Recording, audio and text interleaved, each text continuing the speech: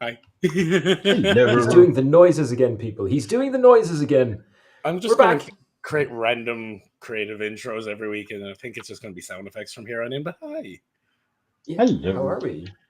Apologies for the break, but John was off traveling around the world, spreading the joys of fantasy football on multiple continents. Well, just the two, really, but he did a great job of it. Yeah, we went outside. We went to the States. But we're back. And guess what happened when we came back? The FA Cup. And Liverpool and Trent, and so many things happened. So guess what we're going to talk about tonight? We're not going to talk about number 66 and Route 66 on the way out of Liverpool. But no, we're going to kickstart with the FA Cup. Because before we make Gary sad, we have to make me and Jimmy even sadder. So everybody's fucking depressed kicking this shit off. It's a very depressing week this week, lads. It really, really is. So I'm going to say it's our own fault, to be honest with you, because I think at some point we mentioned last week or the week before that if Brighton meet Fulham in the FA Cup final, I have to go with John, which was the greatest kiss of death imaginable. But on the roundup on results, and stop me where I go wrong here, boys, because you know I tend to. Sadly, the dreams of Preston North End are over. Villa have knocked them out. City just managed to beat Bournemouth. Mm-hmm. Yep. Fulham were dumped out by a newly resurgent Crystal Palace led by the form player of the moment, which is Jean-Philippe Mateta. And my beloved Brighton took it to 120 minutes of brutal football against, let's be honest, better Nottingham Forest team and lost on penalties. And I'm going to go out and say, once again, as I said, when it went to penalties, I am worried Brighton don't have Matt Sells. That man is an absolute beast. He was across the goal line. He had hands to almost every ball. He saved 2. He was very close to saving 3. Bradford Bruggen's a good lad, but he did not save any. There was 1 missed and 4 let in, and they were well let in. In that scenario, if you've got a Sells or an Allison or an Ederson, life is much, much better than if you've got a Verbruggen. So fair play to Forest. They meet City in the semis, which I think is going to be the tougher game. And Villa and Palace, who are both kind of wild cards on a bit of an upturn, are playing in the other semi. Does anybody want to make any predictions? Man City are going to win it because that's what's going to happen. They're not. Come on. No. It seems like it's written in the stars that another team will win it this year, but there still happens to be the hapless juggernaut of Man City sitting there. Did you see them against Bournemouth? I did, yeah, but they won. No. They did. They won after, to be fair, a tactical masterclass from Pep, where he switched Nico O'Reilly on, or brought on Nico O'Reilly rather, for was it Armenian lad? I can't remember that everyone tried to sign when he signed for City during the January transfer window. I think Dean eventually picked him up. Kuzhinov. Uzbek. First Uzbek in the Premier League. Apologies. There we go. There's a stat check for you. But once Nico O'Reilly came on, he was just so direct down the left-hand side. Bournemouth didn't know how to deal with them. Forest are. I actually think Forest will do them in the semi-final. I think Forest are a lot more adept at the back. I think Forest's name is. I don't want to say their name is written on it. I don't want to say that because I actually think Villa will win the whole thing. But Forest have been one of those cup teams this year. They have faced 3 penalty shootouts this year. I've just heard a lot of big predictions there in about 10 seconds. Yeah. You've just had the same. Yeah, so you're basically saying a Villa Forest FA Cup final. It'll be a Villa Forest FA Cup final, but we'll get to Villa in a second. But Forest have faced 3 shootouts this year in the FA Cup so far. I think it was against Ipswich. I can't remember who the second one was, and then obviously just at the weekend against Brighton. Sells has saved 4 penalties from 14, which is phenomenal. And they don't miss. They don't miss from 12 yards. It's that simple as well. I think they've like a 93% success rate in penalty shootouts this year, something like that. But I'm open to be challenged on it. But ultimately, they are incredible when it comes to penalty shootouts. Those stats will win you cup trophies. City have looked very shaky all the way through. Forest, I think, do them. I think they're too strong at the back. Haaland being injured as well. Didn't he leave? I was going to get to that. Haaland being injured. We've seen how City react when he doesn't play. They're very, very blunt up front when he's not there. As regards to Villa, it's Unai Emery. It's as simple as that, lads. The man is a cup master. He is as good a cup specialist as Rafa Benitez was back in the day. Okay, I'm going to go a different route to City or fucking City from me. City or City without Haaland. They find their way through. The fact is they've been awful all year, but they're still in a semi-final. I mean, they realistically have to show up to one game, and then it's final day at Wembley. And regardless of who you are, if City are on the other side of the final, you're going in there going, oh, no. And then, let's go through it. So for me, City are going to get to the final. They just need to show up for one game, regardless of whether Haaland's injured or not. They have that other guy, that seems to have come in and picked up a bit of steam. He scored again the other day. Marmouche on it again. They'll be fine. Forest are heavy with momentum. They're flying. Villa, do you know what? Marcus Rashford figured out where the goal was again, and everybody seems to be loving him and hugging him all over again, and that's fine. So, and Asensio was a baller. And then we go to Palace. They really upset me, obviously, at the weekend, but Fulham never got out of the traps, and holy Jesus, did Eberechi show up and play football.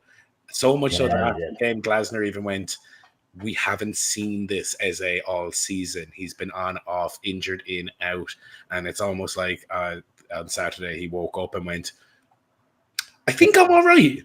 And then balled. I know Mateta gets a bit of glory for sticking the ball in the back of the net and stuff like that, but as a something else, like that Palace team are a team that can go to Villa with the pace and power that they have in their front line across Sarr, Mateta, and Eze. That can do damage to anybody.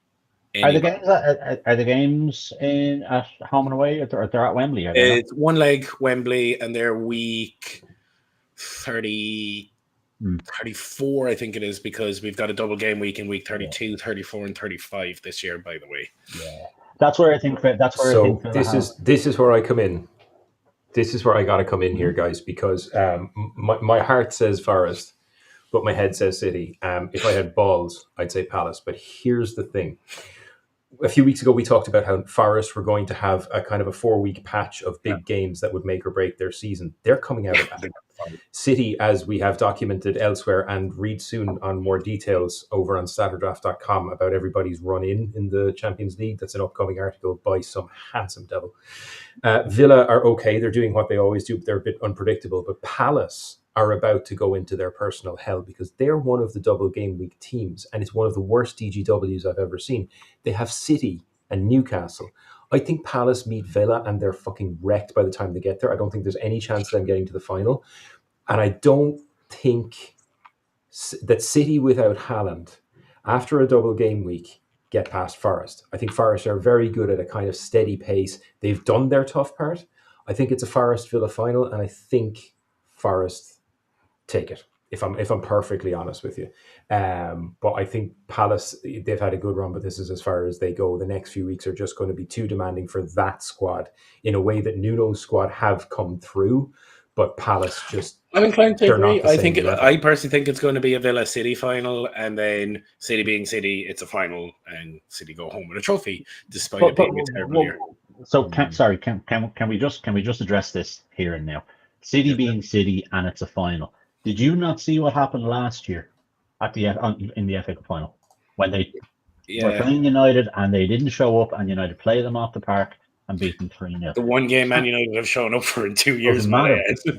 That's fair enough, but you can't turn around and say City are City in a cup final and they'll just go and win it. It's very different playing a derby, a team with actual pedigree and history behind them versus Villa, who go there and go, this is new. I don't know what happens here. We're just happy to be here. No. But that's it. Well, Rashford was there last year, wasn't he? Yeah, and look how well his season's gone. Yeah, but you can't say that about Villa anymore. Villa turning up at Wembley for an FA Cup final won't spook them anymore. They're running, they're flying high in the Champions League. These lads have played, like Rashford has played in cup finals. Asensio has played in World Cup finals. These lads have all been there, done that. Turning up in the league. Look, we're talking about they still have to beat Palace, fine, and I think they will.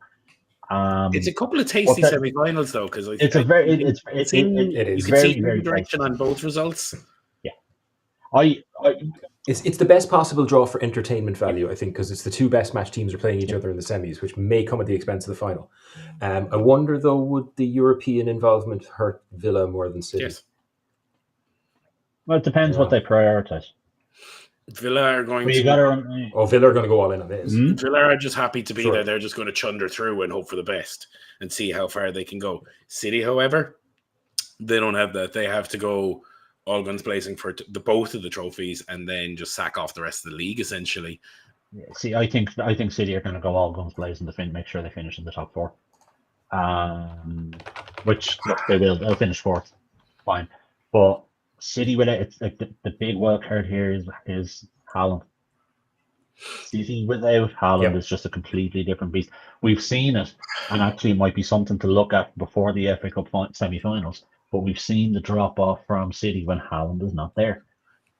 I get that, but well, have they really? Like, they've had a bit of a drop off this season. Last season, they were replacing him with Julian Alvarez, who's turned out to be, world class, and hasn't really been a problem since January, since they brought Marmoush in, because he's kind of hit the ground running, and he's looking at Mo Salah going, "You take your contract in Saudi, and I'm going to be the new king of Egypt." Sound, and off you pop. And we will segue over to that in a second, because I can see Gary boiling under the surface at that reference. But you know what I mean. I'm going to throw something out there, guys. It's not often I do this, but I'm going to bring the relevance back to fantasy football. I am telling you now, Mateta is a trap. He is a trap. The double game week is not to be trusted. The team will rely on him too much. He's got the cup to deal with as well. I know everybody's very, very itchy to bring Mateta in leagues where it's possible, or in leagues where your mates can be bent. For me, it's Isak who's going to have to struggle over the next few weeks. He's been clearly carrying a knock, and Newcastle have got over the line with their trophy, which, might I add, sorry again, Gary. We're going to get to all this very shortly, but he's been known to be carrying knocks. He's known to have hamstrings made like cheese strings. He's clearly a problem. So I don't know. I think they're just going to rest. People are going to people are going to look at him. People are going to want to pick him for their double game week. But the reality is, he's probably going to play one of those 2 matches or be subbed in and out of both. I actually think he might be kept. I think he might be kept out of the team completely because exactly the reasons you've said. They've won their trophy. They're probably not going to get top 4. I don't disagree with that. They're looking very tidy at the moment for that. Yeah, I don't think they'll get I don't think they'll get top 4. I think Chelsea might just pick them. Don't know. They just have league left, and their running is actually quite all right. So yeah, but I think they're looking more longer term. They'll be happy with their trophy if they get. I get that too. I just think Isak is going to be the trap that people fall into in the double game week. Yeah, I agree. I 100% agree. I would actually, absolutely. If I was taking a punt, I would be taking a punt on Anthony Gordon, or not sure if Callum Wilson is fit. He's never fit. He's never fit. I'm not sure. I know he's been kind of in and out of the team recently enough, but if he was fit, I'd need to look into that. He's a player I would potentially be taking a punt on. I probably shouldn't be saying that. I would not. Moment, but sure, look, I've already kind of. I wouldn't bank on Chelsea, Gary. Look at those last 4 games, man. No, I wouldn't be banking. No, I wouldn't be hanging my hat on. I wouldn't be hanging my hat on anything for 5th place, actually, because my top 4, I think, at this stage is Arsenal, Liverpool, Forest, and City. Newcastle are scrapping for that. Fulham are scrapping for that. Brighton. Yeah. So, but I think Chelsea might just pick them. Right. I don't think so. I think Chelsea, since they lost Nicholas Jackson, Cole Palmer's done out, and it seems to be that Jackson-Palmer axis was what they were living off of. And without his little buddy, Cole Palmer can do nothing. Well, Cole Palmer's done nothing for the last 6 months. He's done literally since injuries. He's done not a tap. And over in the other side of the world, I've been looking to scrap him for months, but other injuries have come to pass where he has been in the team on nothing but hope, a dream, and maybe. But you know what? I think it's almost like there was some sort of I'm not a mystic. I believe in the numbers, but I do believe in karma. And if I remember correctly, Cole Palmer was part of a foul conspiracy to furtively win a Cav Bowl. No, that never happened. What do you want about? No. Because since then he was cursed by the fist of the Baron. Second highest scoring player in Opta this year over in the Tlug, and the guy in 1st and 3rd are both mine. Don't worry about it. I've solidified my 4th. I'm coming for 3rd. I'm going to win the cup semi-final this weekend. see the other Kavanagh in a final. I'm on for a double. Be fine. Maybe not. Maybe a treble. It was a treble last week. Well, we could be on for that. We're just running behind you. I could be our first ever double treble winner. That's all I'm saying. And if I do that, I will literally. And if I do that, on my other arm, I'm going to get 6 little trophies tattooed on the inside with a Jimmy socks underneath. Do you know what, John? I was gonna try and kibosh your whole double treble, but if you're gonna do that, I'm happy to support. Do you know what? You can literally shenanigans. We'll talk. Oh, shenanigans! Shenanigans. We'll talk. No shenanigans. Yeah. That's okay.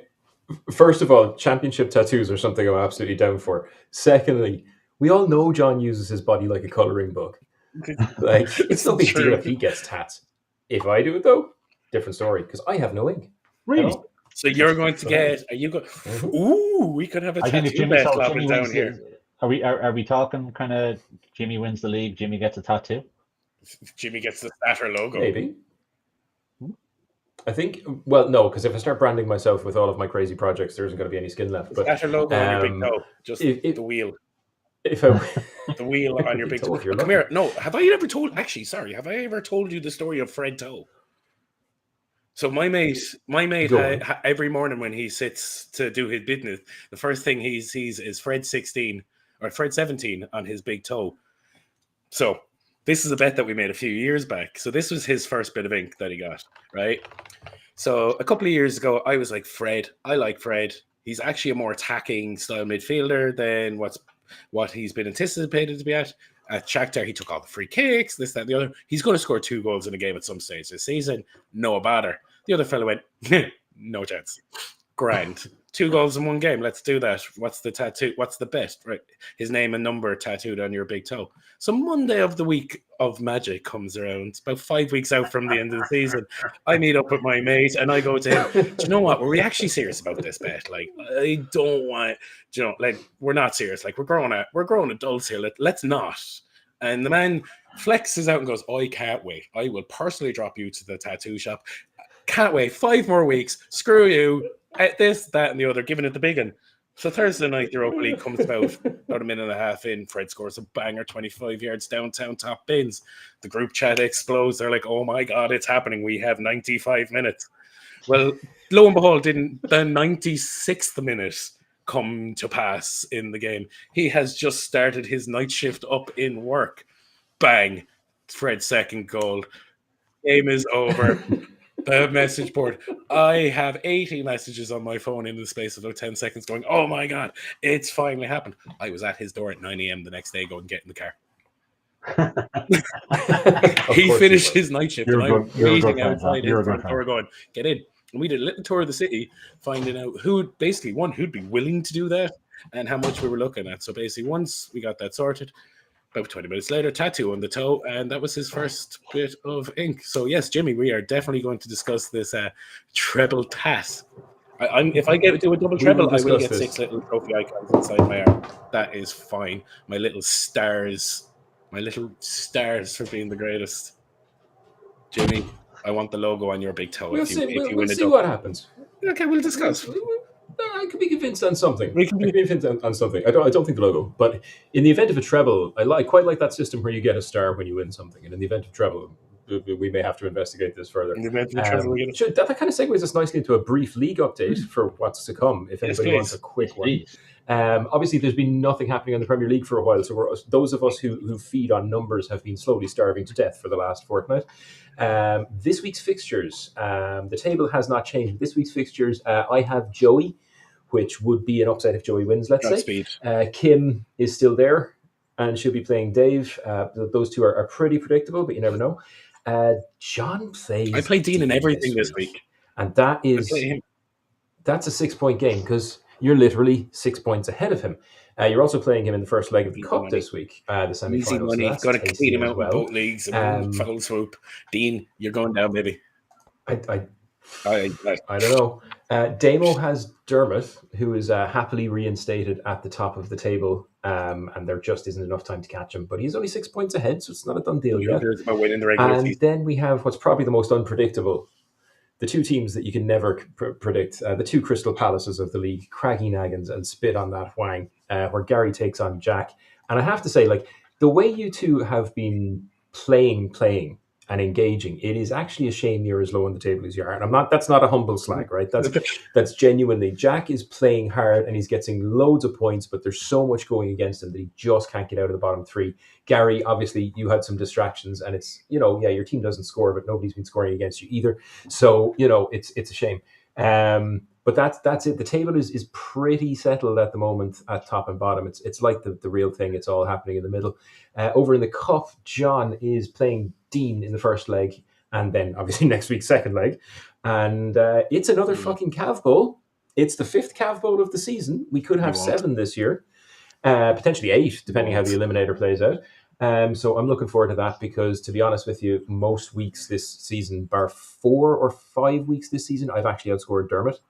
So it's never a foregone conclusion. Never, ever, ever. And then in the eliminator, I'm top by just under 20 points from John, who is then about 9 points ahead of Dermot. Then we've a gap of about 70 down to Jack. Then it's a 40 gap to Dave, 20 down to Gary, and 70 down to Dean. And I have to say, it looks like Dino's goose is cooked. This is an elimination week, so last place is dead this week. And what makes that really interesting is that once you're dead, all of your players are up for grabs. First come, first serve. Will swoop. And Absolutely. I think there's someone we might all have our eye on.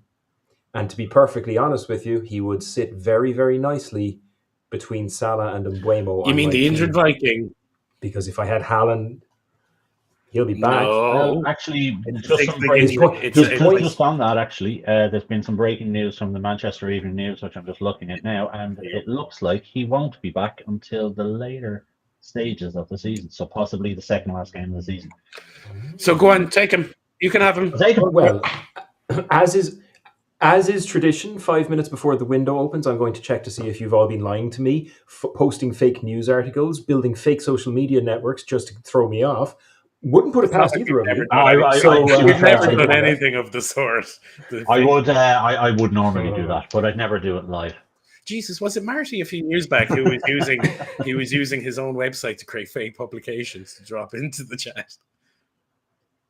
I think it was. That is an awful allegation to make about a fellow citizen the journalist. axis of power. And it sounds about right. Yeah. Screenshot.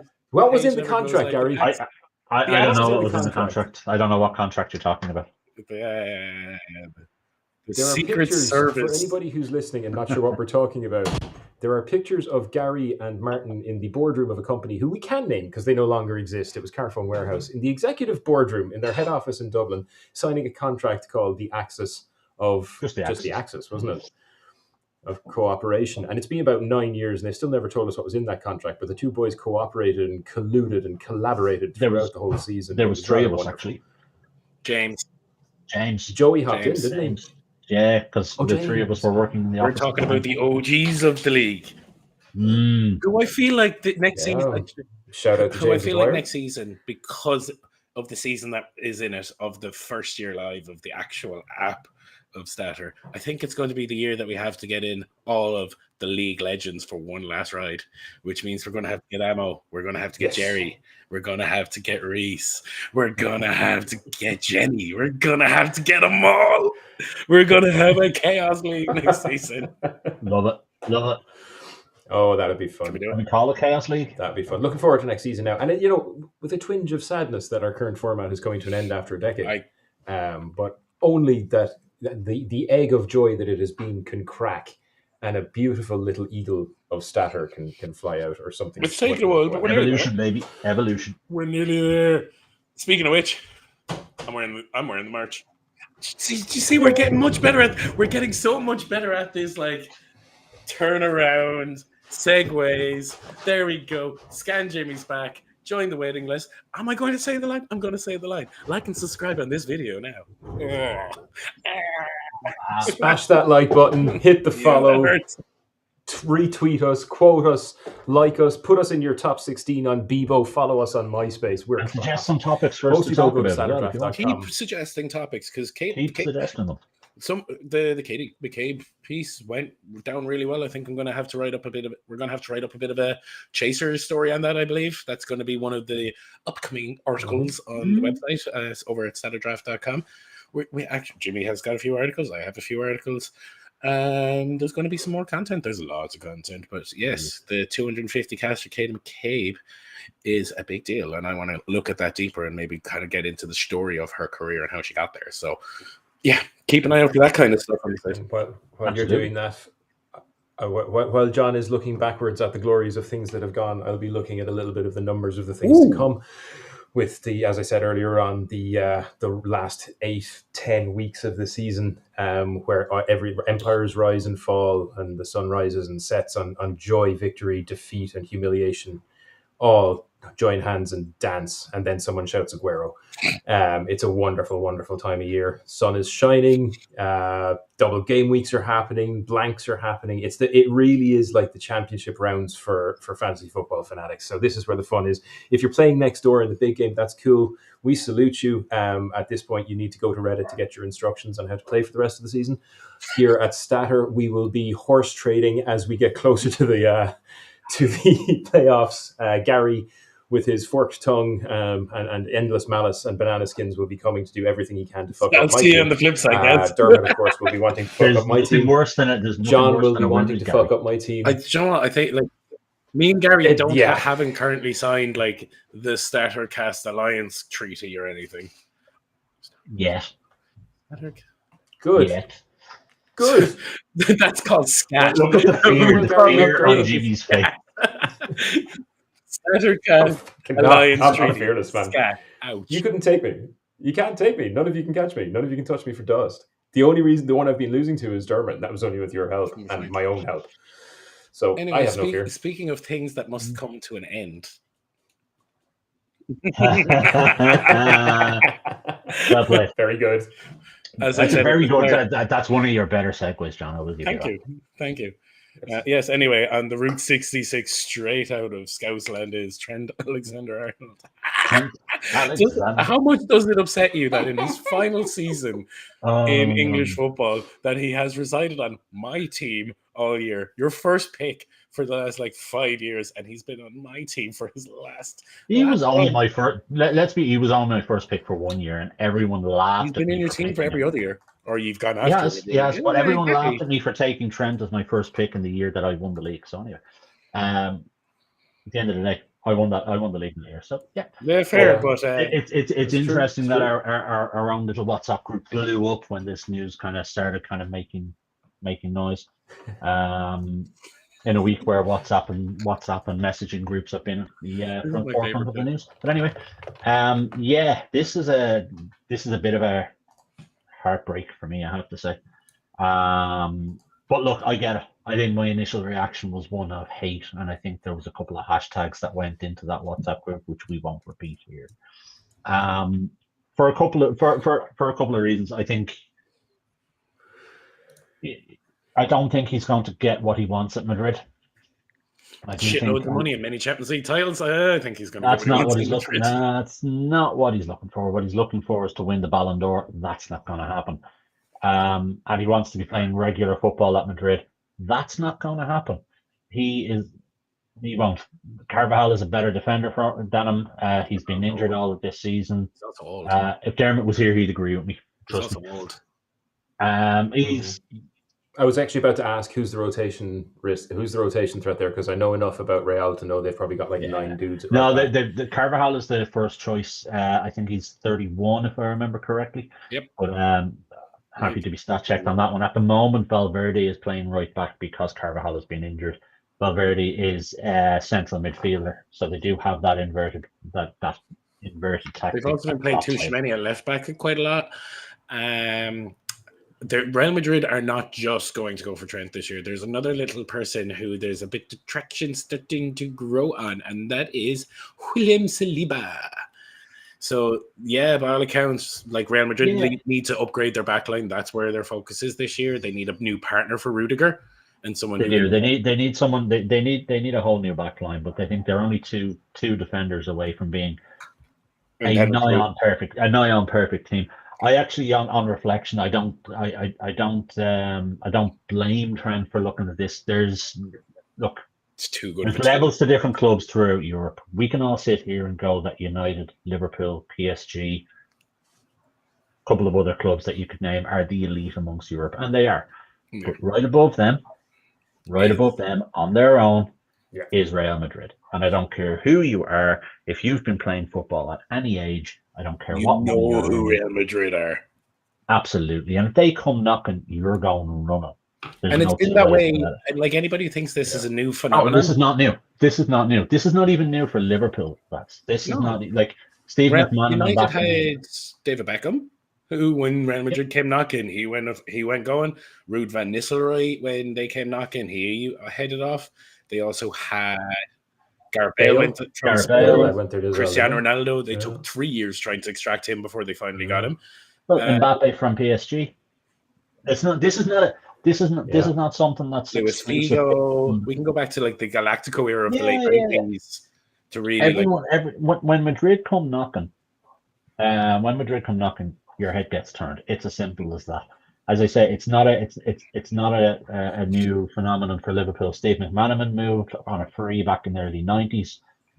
He was nigh on a Liverpool legend. Would have remained a Liverpool legend had he stayed. Didn't, left on free. Michael Owen did the same. I'm not sure whether he left on a free or not, but he certainly. It was. I think it might have been small money because he was entering the last year of his contract, but he left 15 or something like that. It seems to be, or was that the price he went to Newcastle for? I can't remember. I can't remember. Numbers, but ultimately Madrid came. Yeah, at some point. But yeah. But the point stands. Madrid came knocking. Heads got turned, and he forced his way out. A lot of the vile that has been spouted all over the internet from Liverpool fans is because he's a local lad and he owes the club something and all of this. Talk about that for a bit. Like it seems. I think I'm going to go on record here, John, and say that sort of crap is exactly that. It's complete and utter crap. The lad doesn't owe the club anything. With the Champions League, he was vice captain of his boyhood team, winning their first ever Premier League title. He's won it all. He's 26. Yeah. I don't like saying this because I don't like saying positive things about Liverpool, but he's won it. He's won it all.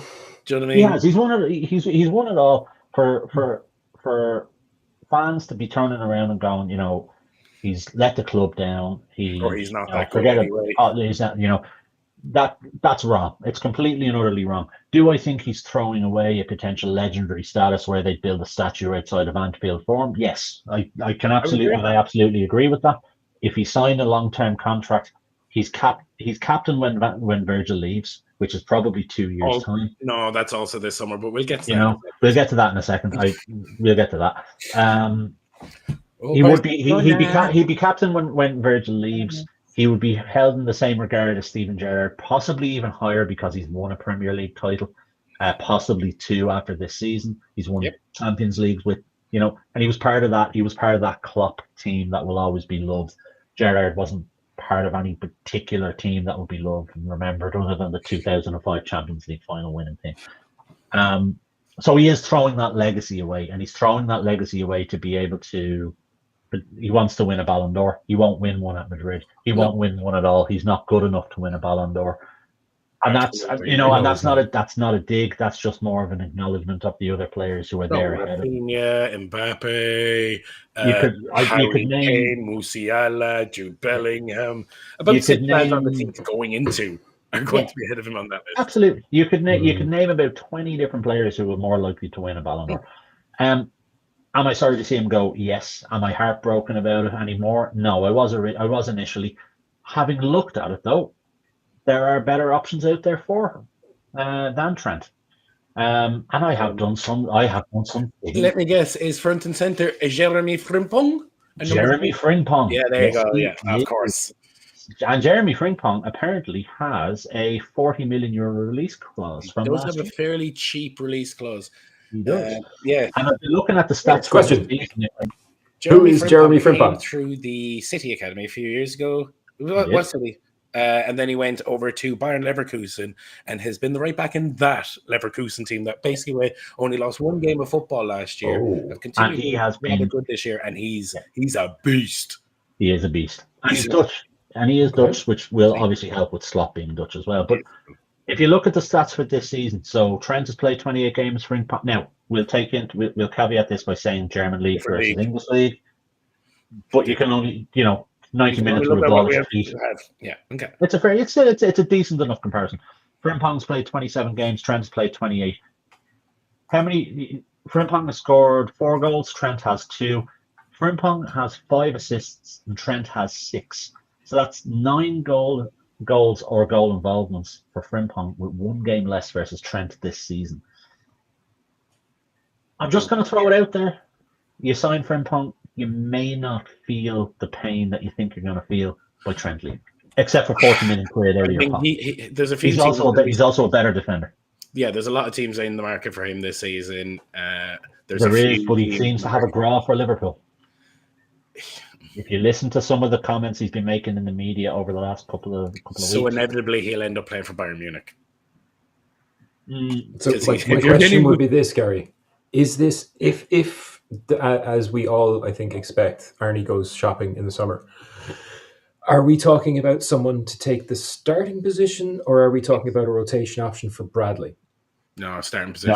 No. He takes the starting position. I would love. And again, I know I said this during the week. Conor Bradley is not he's not the solution just yet. I think he may be in the future. Potentially, to be honest with you, I think he's a good player. I don't like saying something. He could be. He's going to be a rotation option. His career is going to be at a Bournemouth, Brentford, Brighton. Not to be. It's hard to know. It's hard to know. Because when you put him up against Madrid this year, he was exceptionally good. Aaron Wan-Bissaka did that a couple of times. Didn't make him world class. He's popped in Mbappe a few times and didn't make him. Yeah, no, I know. But all I'm saying is he has the potential to be a starter at a top club. But potential is not something that Liverpool can rely on right now. No, at the moment. So Frimpong would be the answer there. He's the standard. He's the only player I can think of the answer at right back. To be honest with you, at the moment. Munoz, a Palace player. Munoz. He's looking at. There's 2 or 3 out there that I would personally be looking at. Munoz, I like him.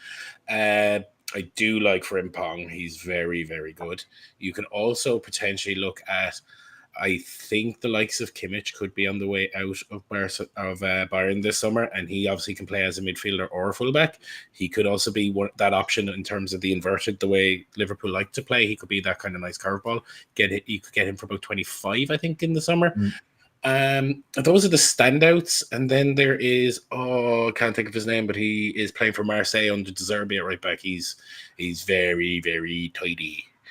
And then you've got Hakimi at PSG. Nobody's extracting him, but you put him on. Hakimi would be a good shout, but you're not getting him. Frimpong and Munoz are the good options for me. Absolutely. I think Munoz is someone, admittedly, I've overlooked. Yes, he is a good option. Anyone coming out of France outside of PSG, I wouldn't be too confident on. Frimpong is a beast, and I would love to see. And would be someone you would consider if you're in the latter stages of round 1. If he does sign, he would be a consideration for your round 1 pick in the draft. I wouldn't go that far, but okay. If you're lower down, if you're 9th or 10th, then he'd be considered. That's a big statement. That's a big statement for drafting, because if we're going to run out that top 10 running order before we even need to actually go into potential transfers, you're going to go Salah, Haaland, Van Dijk, you're going to go Cole Palmer, you're going to go Son, you're probably going to look at, I don't know, whoever the hell Arsenal sign up from. Bukayo Saka, obviously, duh, he's Buemo, Saka, yeah. No. Mitoma. I mean, Madison. No. There's obvious names that aren't even that obvious that come way before Liverpool's new right back. Yes. Think of it this way, right? If the next right back for Liverpool works out as good as their current consistent left back, he'll be a 7th round pick. Yeah, just because he's the Liverpool right back doesn't mean he's going to be Trent, True, yeah, but that's why. The thing is, whoever their new right back is going to get. You also have to remember there is quite a high possibility that he's going to be heavily exposed, because Trent isn't the only one out the door yet. Every knocking that you've heard from Mo Salah over the last, and Gary's going to shoot me down here, and I know this because I'm sorry, Gary, I'm going to take a little pop here, small, minor. The Liverpool fan base don't seem to be willing to listen to exactly the words that Mo Salah is saying, going, it has been a wonderful 10 years, and I've appreciated every minute I've been in this city. He has basically said, this is my last year, and Liverpool fan base doesn't seem to want to actually see the exact wording of what he's saying, going, I want to win us our second title before I go. It's hurting my brain that you can't see this. Gary, if you and I went out for drinks and dinner and a date together, right? And the following day I was texting you saying, I've had such a lovely time. It was such a great relationship. We were so good together. It was wonderful. Would you maybe think maybe I'm not committing? Maybe. Yeah. I think Look, Salah's talking a suitcase, mate. Yeah, no, I totally get that. But like, there's a couple of things at play here. Those comments were 4, 5, 6 weeks ago. Has there been anything in the last month? You mean where he's gone? It's been yeah. great to be here. Look. I'm not disagreeing with you, John. I'm not disagreeing with you. But things change very, very quickly. And things can change in 24 hours. Never mind 2 weeks. They do, and when the fella that's been behind you, propping you up for the last 5 years, has also got on his bicycle. Oh, hang on. Let's rewind there for a second. Trent has been propping up Mo Salah for the last 5 years. Let's just address that point really fucking quick. Just before you do, I'm going to point out that there are 5 stages of grief. You went through rage with Trent. You're going through denial with Salah. I'm looking forward to acceptance with Virgil. Yeah, we'll get to that one. We'll get to that in a second. I'll get to that one in a second. But things change really, really quickly in football. And given the news that's come out about Trent this week, Liverpool can't afford to lose Salah or Van Dijk as well as Trent before the summer.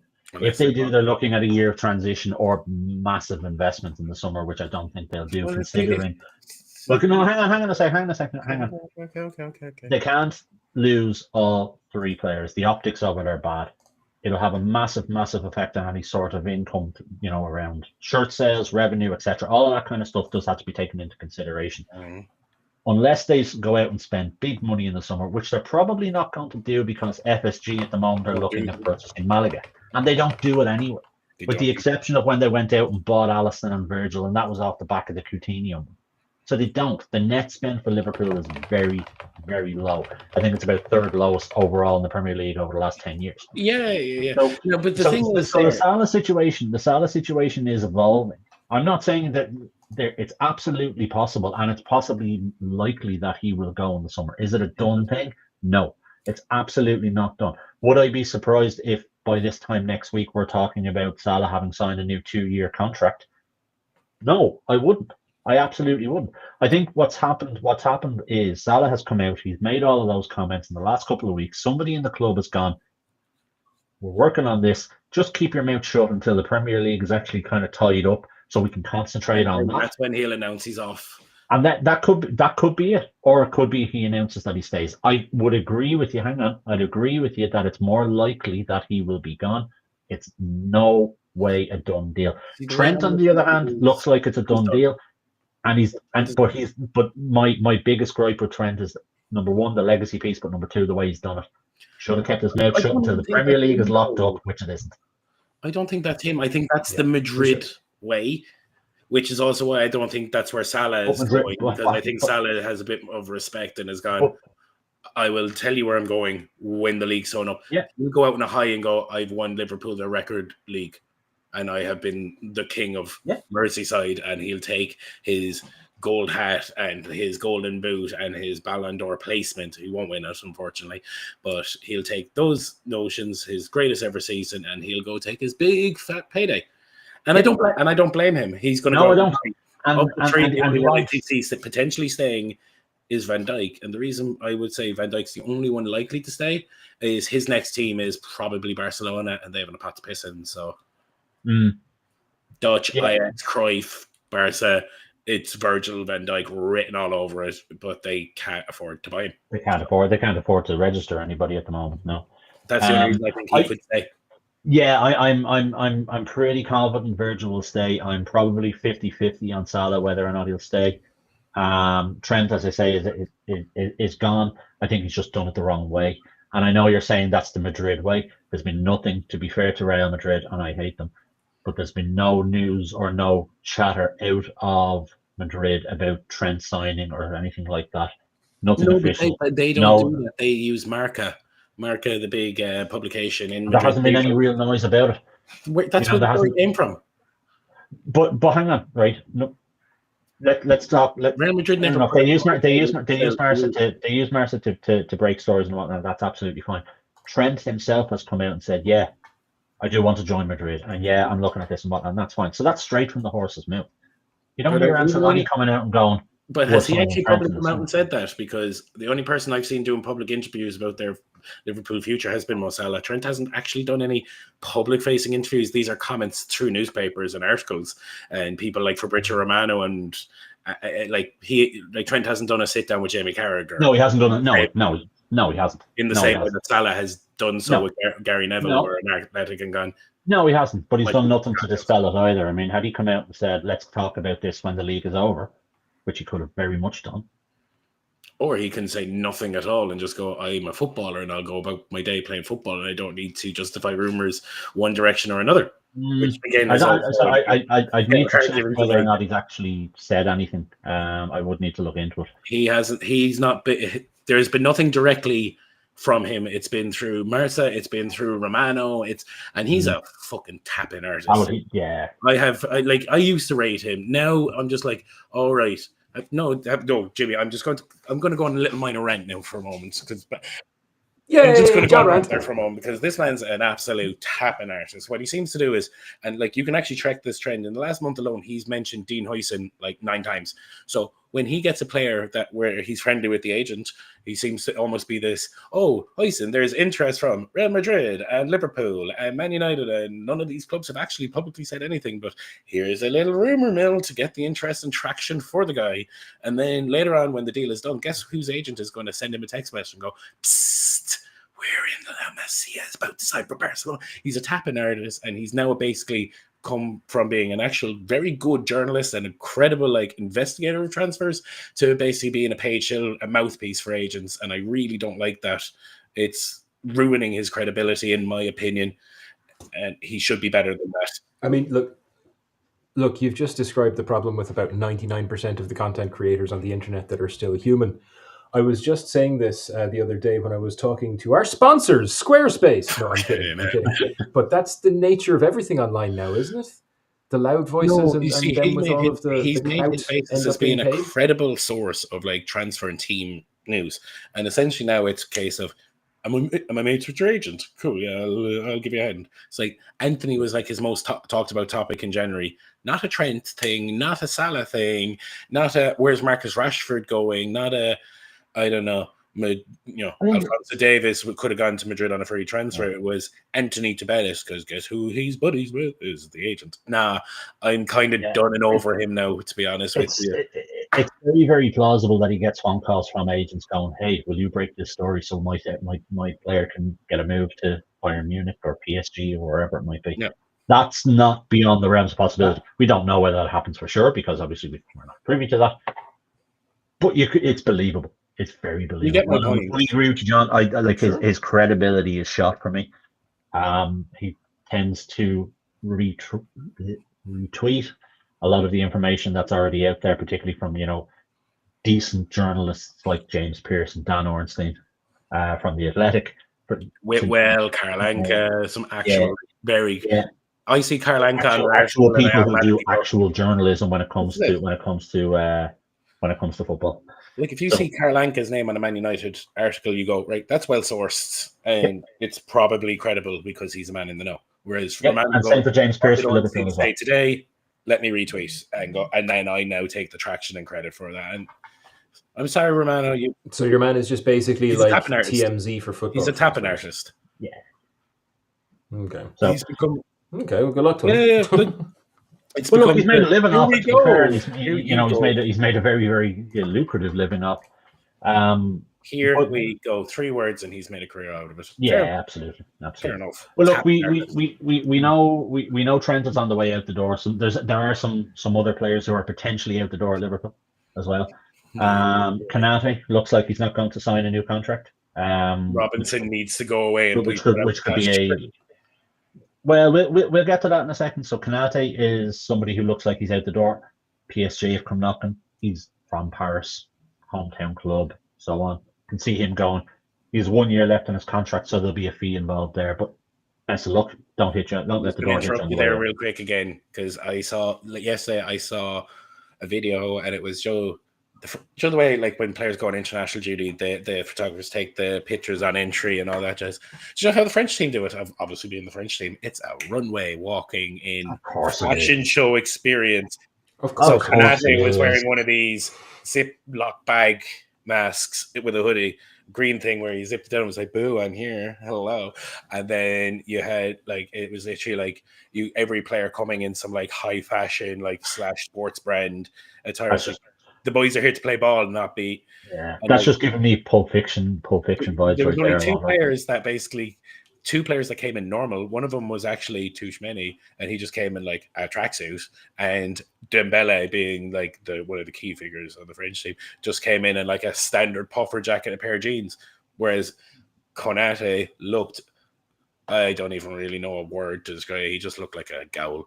Like I said, Pulp Fiction vibes, lads. Anyway, it just looked like a ghoul. So he can go away and play in Paris. So Konate will be gone. Who else? Kwanzaa looks like he might be out the door. Newcastle are very interested in him at the moment for 25 million.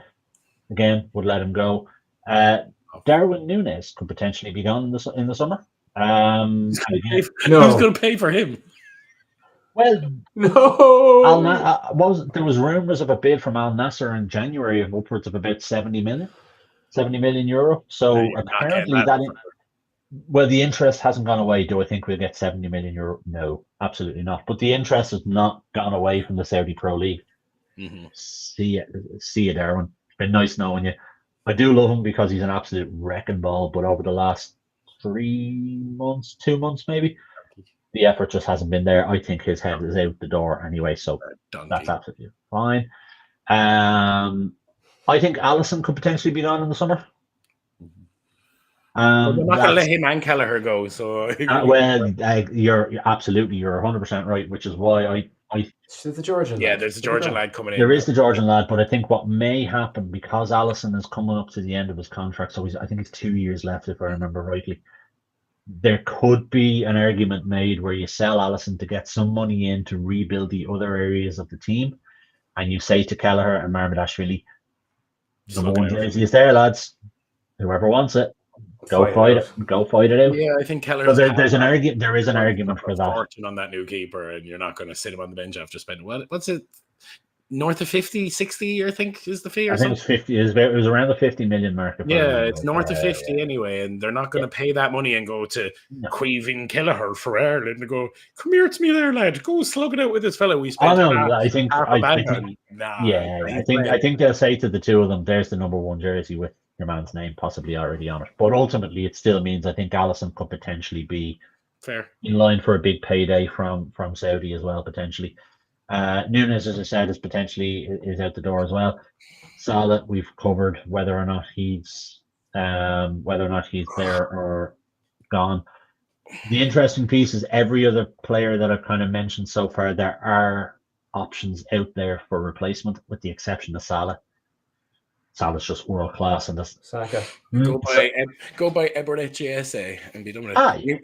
Yeah, do you know what? You're going to end up with Adama Traore. Richarlison. And you can have him. You can have him. Adama Traore, I will personally drive you up the road to Enfield. The grease monkey. But there are options. Take all of the money and throw it at Arsenal and buy Saka. Is the only possible replacement for Mola at the same level. And he costs more than Arsenal would. Michael Elise. And there's options. There's a couple of players out there. Any of the players who are actually a potential option to replace Salah are the kind of players that you're not going to drop the money on to go and replace them. So they're going to go try find someone that can share the load, let's say. The Samwise Gamgee to Darwin Núñez Frodo. Throw all of the money at Salah to keep. Yeah, that's the smart move, really, isn't it? So basically, it sounds like everything except your three new midfielders are about to disappear. Except for Robbo. You still got Robbo. Don't know why. Give him the bullet. Well, everybody else is gone. The links with Kirkes are getting stronger and stronger, and apparently there's a 45 million euro buyout clause there as well. Liverpool are going to spend a fortune this summer by the sounds of it. Well, it all depends on who they call. sell. Come here. Which is why can I just throw an idea out there? Will be at the door. As the clock chases us against, once again, a long chat about Liverpool, I'm starting to think that Arne Slot has the best of both worlds here, because he's both inherited a team that was primed to do what they've done this year, and he gets this big clear out first shopping spree thing. He's done really, really well, and I think he's a rather fortunate as well as a rather talented man. So fair play to him. And I hope to see him next year. Not one for now, Jimmy, but I do plan on writing about this. There's a question mark for me over Slot. We won't get into it now, but it's something that will be coming soon on Statter. There will be an article about this. So come here to me. The today's summary is, when it comes to the FA Cup, we can't agree between us who's going to win it. When it comes to our league, we can't agree whether me or Jimmy is going to end up with a tattoo at the end of the year. And when it comes to deciding which of the Liverpool players are going, we only know that one is on the way out. We can't agree on the other two. So as per usual, we've spent an hour to not agree on anything. As is the way of fantasy football and fantasy sports. So look. It's the three lads in the pub chatting shit that you can't help but overhear. That's us, and we're glad to do it.